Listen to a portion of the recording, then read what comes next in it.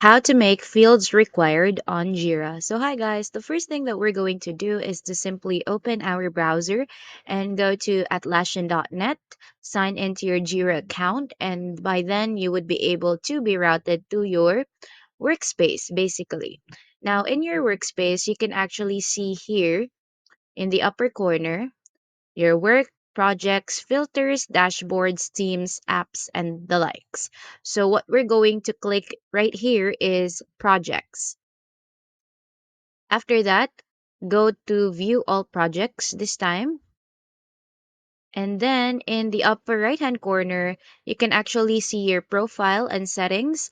And then there's also the settings icon, help, and the notification bell.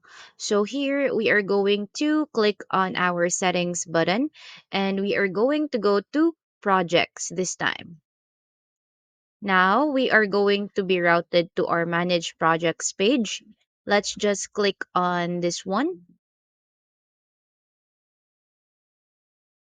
All right. Now, for our project settings, we are going to go to the right hand side or left hand side rather and click on this button.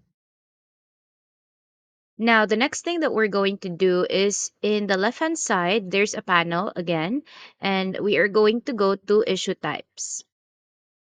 Now, under issue types, you can actually see in the right hand side there is like fields in here. So here we can actually create a field. For example, we want to put it in our context field or whatnot. So for example, let's have a checkbox.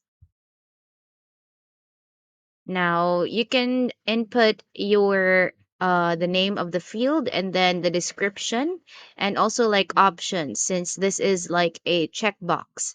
Now if you want to require it, there's this button right here. Just tick on the box and by ticking the box, it will require people to fill in this field when working with an issue basically.